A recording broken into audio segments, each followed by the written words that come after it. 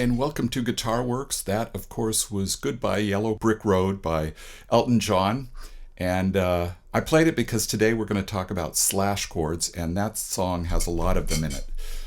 I played Slash Chords forever. I didn't know that's what they were called until a couple years ago when I saw them on a lesson on YouTube. And when I first saw it, I thought, wow, here's some kind of new chord I've never heard of before. And it must be some kind of special chord used by Slash of Guns N' Roses. That wasn't it. Maybe he does have some kind of special chord. But Slash Chords is really a great term for them because it's the notation on a lead sheet shows a chord and then with a slash and then the note to be played in the bass below the slash. So what we're going to talk about requires some knowledge of triads. Even if you don't know their names, at least know their shapes. Primarily, we're going to be on the D, G, and B strings. So, say an A triad would be like that, or like that, or like that. So, slash chords are different than inversions. Inversions are the order of notes in a triad. And to demonstrate, I can play an F major in root position. The root position means that the bottommost note is the F, is the root of the chord. We can play it also in first inversion, which just means that the third is in the bass. In this case, it's an A. We can play it in second inversion. And if you play an F triad in all three positions up the neck,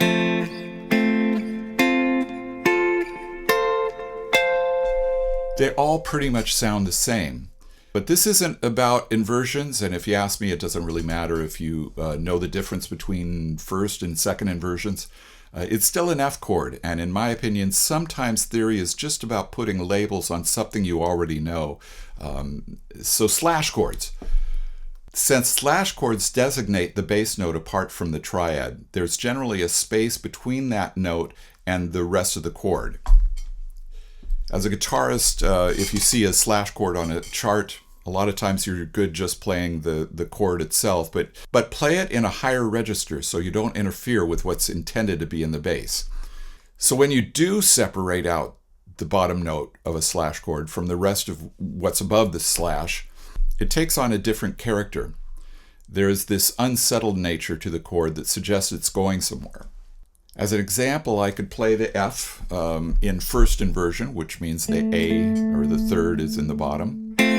Sounds like an F chord. But if I play that same F with the A on the E string, it has this unsettled sense like it's going somewhere. It has this gravitational pull. Even though it may move a number of different ways, I think the most natural resolution of that F over the A is to move up a half step to a B flat chord. It's the same as the 5-1 because the F is a 5 to the B flat. But it sounds different, right? Slash chords are great for introducing other chords in a natural way. We could take that F over the A to the B flat. We could take it up another step, G over B to C, and so on. But they don't always have to move the same way. In fact, what's interesting is you take the first four chords there, the F over the A to the B flat, the G over the B to the C, and we could turn those around. B flat to F over A, C to G over B. Those very same chords are used in a song you might remember from the 70s.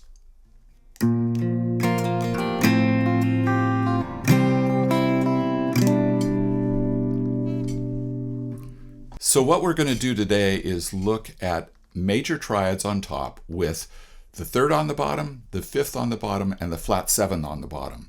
So let's start with different ways we can play a slash chord with the third on the bottom. We started with the F over the A.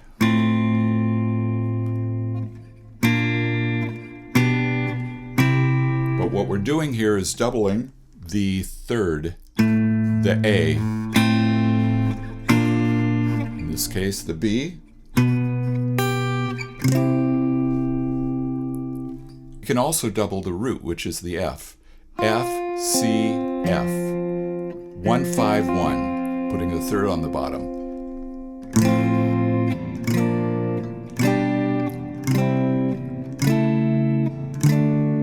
Nice open sound, right?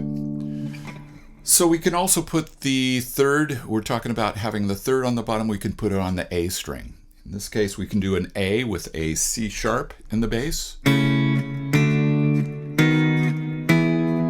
And again, this is doubling the third, the C sharp.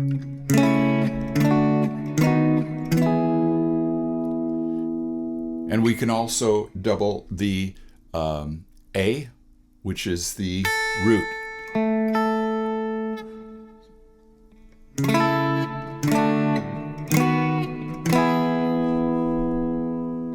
So when we're using the third in the bass, and in this case moving up a half step, after the A to the B flat, the F is acting like a 5 chord with the third in the bottom, all right? So it's just like F to B flat, like I said earlier. So that movement of a 5 to 1, it's a dominant chord, could be a dominant 7th.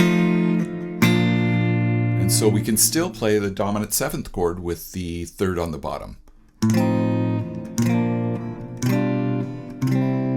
Right. So in this case, I'm playing the F, the 1, 5, flat 7 in the, it's not really a triad, but in the upper structure. And then I'm playing the third on the bottom.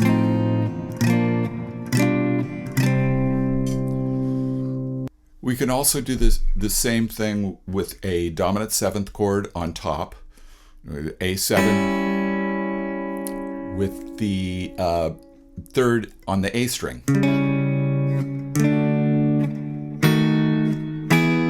Before we played just an A with a C sharp to the D, but we can do the A7, making that flat 7, A7 with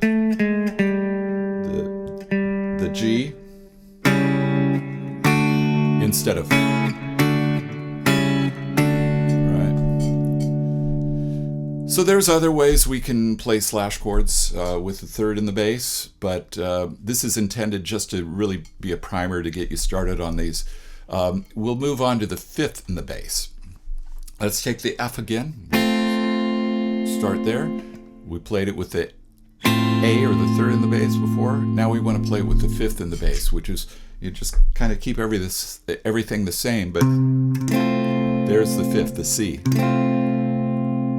And this can have a tendency to sound like the bass note is actually the root of the 1 chord, making it sound like a sus chord.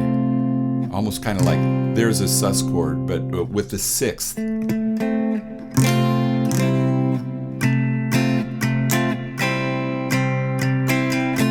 Kind of that thing where you're hinting at the 4 chord, but you're still really on 1. You can also use it for any kind of movement, right? So F to D minor. You could walk down. That was the first 3 chords of what I played earlier. But you could also play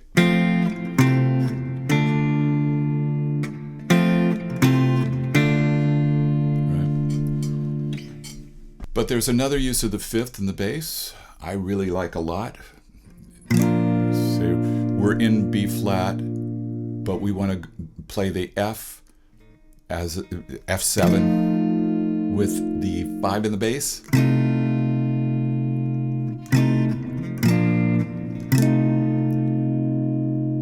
We could go up from there. 1, this is the 5, or this is the 1 chord. The 5 chord with 5 in the bass, then the 1 chord with 3 in the bass. It sounds really, sounds like a Randy Newman progression to me for some reason.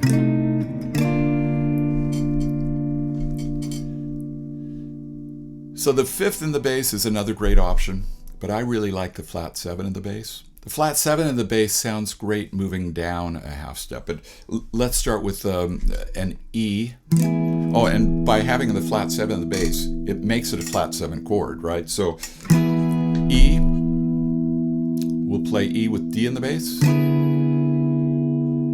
And because it's an E7 at this point, it's got this dominant pull to 1. E, A,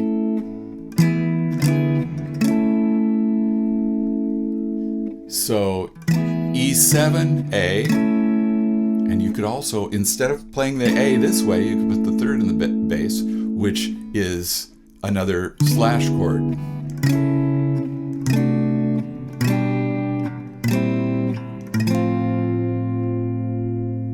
And we could also do this with the flat 7th on the A string. We'll play a G with a, or an A with a G in the bass.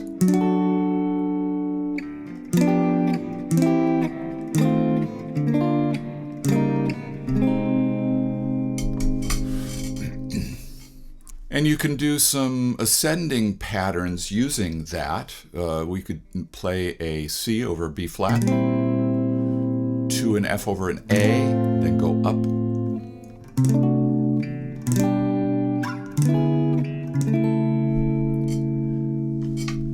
Some very cool things to experiment with. So to illustrate just how significant these slash chords are, putting a different chord in the bass, or a different note in the bass, we could take a simple progression, G, D, G, B, E minor to A. And we could change those to slash chords, still the same harmonic value in them, but they sound entirely different to me. We'll take the G with the D in the bass, or G with a 5 in the bass, a D with a flat 7 in the bass, a G with a 3rd in the bass, a B with a 3rd in the bass, an E minor with a flat 7 in the bass, to an A with a 3rd in the bass. So we have changed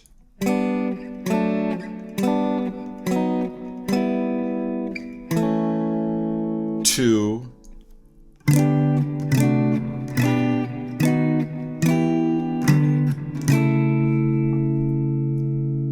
which is really nice, takes on a completely different character. So we've just scratched the surface of playing slash chords, focusing on major chords with the 3rd, 5th, and flat 7 in the bottom. But this was meant just really to get you started, and you can experiment with other patterns. So going back to Goodbye Yellow Brick Road, like so many other Elton John songs, it uses a lot of slash chords. If you're interested, I'd encourage you to look at the PDF below. It's of what I played at the very beginning, but I've also included chord symbols, which I don't normally do. But I wanted to just show how many slash chords were used. So in conclusion, slash chords aren't appropriate for every style of music. I can't imagine them being used in blues very much, although I'm sure someone has. But I think they're very useful, especially if you're writing solo guitar arrangements. I think it also shows the importance of knowing your triads and knowing where the 3rd, the 5th, the flat 7, and other notes are in relation to the root. I hope you found this useful. Maybe you can use some of what we talked about to further explore slash chords. For me, it's always best to just grab the guitar and start to internalize this kind of thing. Take it very slowly at first. And who knows, maybe you can apply it to some Guns N' Roses songs. If you have any questions, leave them in the comments. Let me know if you like this kind of content, and thank you very much for watching, and please like and subscribe to my channel, and we'll see you next time.